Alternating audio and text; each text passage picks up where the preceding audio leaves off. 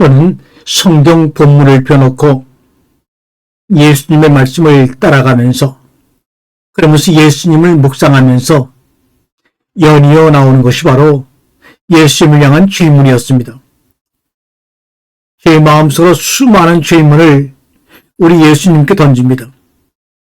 그 많은 질문을 던지는 이유는 예수님을 향한 제 마음속의 사랑의 표현입니다. 예수님을 따라가다 보면 늘 느끼는 것이 우리 예수님은 느낌표와 물음표를 항상 달고 다니면서 우리에게 경이로움의 느낌과 또한 새로운 질문을 하게 하는 아주 신비한 무엇인가를 갖고 계신 분으로 저에게 늘 다가왔습니다. 그래서 오늘은 말씀의 제목을 예수님은 물음표와 느낌표야 라는 제목으로 말씀을 나눕니다. 느낌표, 물음표, 우리는 늘 그 곁에서 살아가지만 그 느낌표와 물음표가 주는 경이로움을 잊어버린 지가 오래되었습니다. 이 물음표는 그 모습 그대로 사람이 고개를 숙이고 뭔가를 골똘히 생각하는 모습을 본따서 만든 문장보호라고 합니다. 또한 느낌표는 뭔가를 끊임없이 모색하고 추구하다가 원하는 바를 찾았을 때 기뻐서 벌쩍 뛰는 사람의 모습을 본따서 만든 문장보호라고 하죠. 물음이, 질문이 감동을 가져옵니다. 묻지 않으면 감동과 감탄도 죽습니다. 한심한 사람, 매일 신세 타령을 하고 환경을 탓하면서 한심과 한탄만 거듭하는 사람에게는 희망이 없습니다.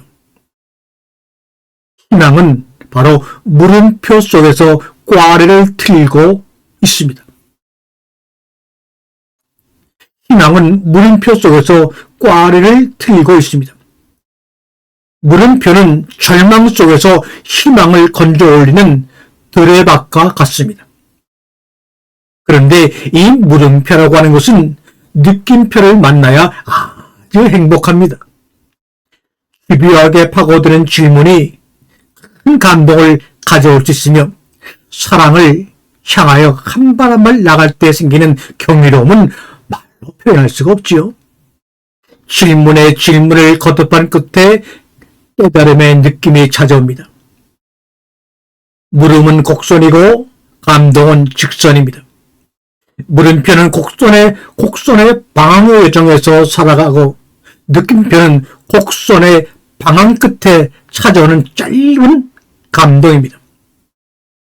물음의 곡선이 감동의 직선을 가져올 때 우리의 삶은 행복하다, 경이롭다, 원더풀, 느낌이 충만하다, 풀리스하다라고 얘기합니다.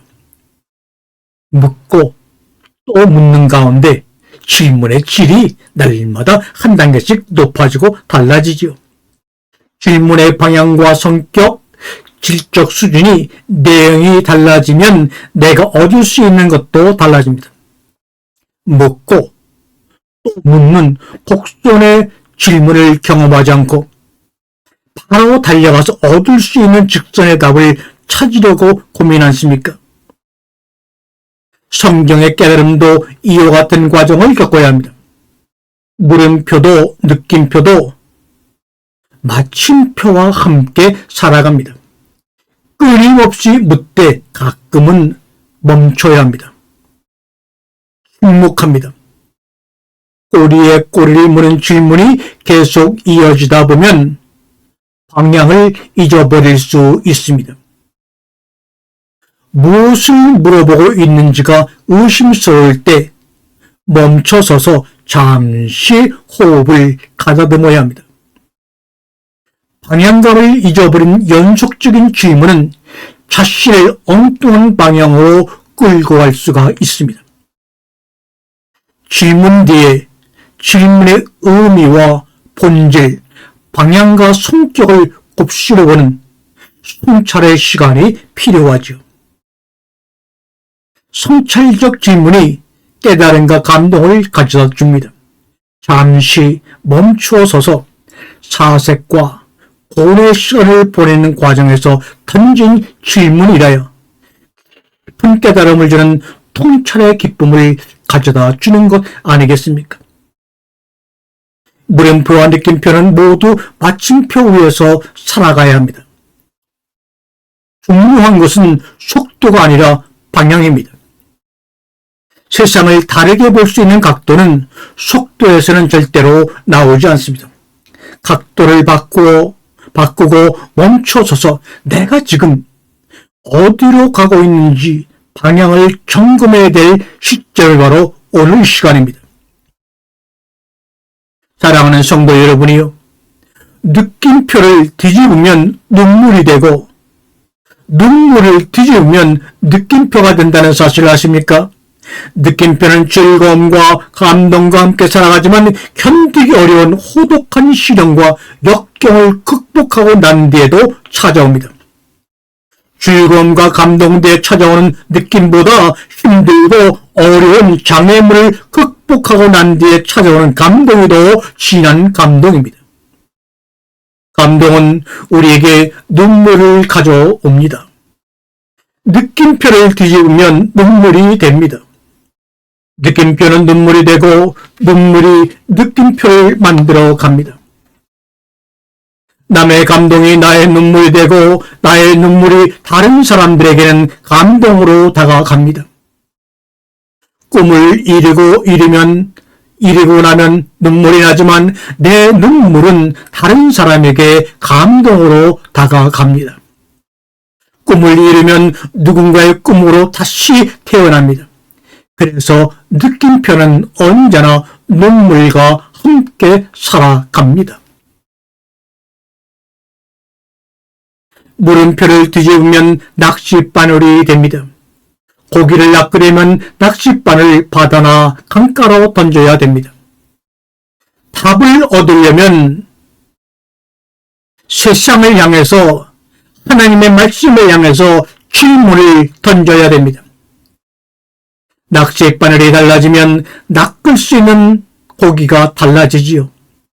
다른 물고기를 잡으려면 낚싯바늘을 바꾸어야 합니다. 다른 물고기를 잡으려면 낚싯바늘을 바꿔야 되는 것처럼 지금까지와는 다른 답을 얻으려면 질문을 바꾸어야 합니다. 세상을 향해 하나님의 말씀을 향해 내가 던지는 질문의 그물을 바꾸면 질문의 그물에 걸리는 답이 달라집니다. 내 삶을 바꾸려면 지금부터 질문을 바꾸십시오. 지금까지 내가 던진 질문이 바로 나 자신입니다.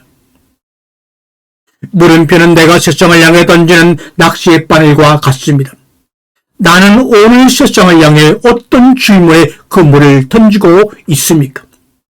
혹시 어제와 비슷한 질문에 그물을 던져놓고 어제와는 다른 고기가 걸릴 것이라는 유행을 바라고 있지는 않습니까? 물음표 2개를 합치면 여러분 하트마크가 됩니다. 질문에 있는 사람이 언제나 뜨거운 문제의식을 갖고 있습니다. 문제의식을 갖고 있는 사람은 원래 그런 것이 없고 당연한 게 없습니다. 물론과 당연의 세계에 언제나 왜 그럴 거라고 시비를 걸고 모든 것에 의문의 핫설을 던집니다. 이것이 바로 성경의 믿음의 사람들입니다. 무드셀라 화살을 던지는 사람이라는 말입니다. 이게 바로 진정한 회개의 시작입니다. 묻다 보면 답이 보입니다. 묻다 보면 사랑의 하나님을 만나게 됩니다. 질문하지 않는 사람, 질문이 없는 사람, 질문하기 싫은 사람은 지금 있는 그대로의 삶에 안주하려는 사람이죠. 나이가 들면서 마음속에 물음표가 사라지는 이유는 세상에 대한 궁금함과 호기심이 없기 때문입니다. 지금과는 다른 세상을 살고 싶은 사람, 지독한 열정으로 정상에 서고 싶은 사람, 뭔가 해내고 말겠다는 의지의 불꽃을 태우고 싶은 사람은 모두 물음과 물음 사이에서 답을 찾아 나서는 과감한 도전을 감행해야 합니다. 물음이 없는 사람은 죽은 사람이나 다름이 없습니다. 너 아담아, 하와야, 선과 악을 알게 하는 열매를 먹으면 죽고 죽으려는 그 주님의 말씀 앞에 아무런 물음이 없었기 때문에 아담과 이브는 죽은 사람이라고 말하는 겁니다. 묻고 또 물으면 열정이 고개를 내밀기 시작합니다. 먹어, 먹지 마. 이 문자만 바라보면 무슨 해석이 되며 무슨 물음이 나오겠습니까? 그런 사람은 바로 죽은 사람 마사르 혈육이 있는 자일 뿐입니다. 아니, 먹어, 먹지 마. 그럼 죽고. 이걸 어떻게 믿어? 그런데도 믿는다니 그건 무슨 믿음입니까?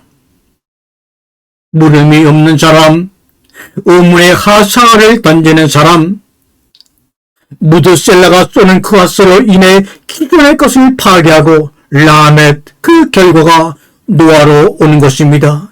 우리에게 위로로 오는 것입니다. 우리에게 참된 힘으로 안식으로 다가오는 것입니다. 할렐루야. 아멘.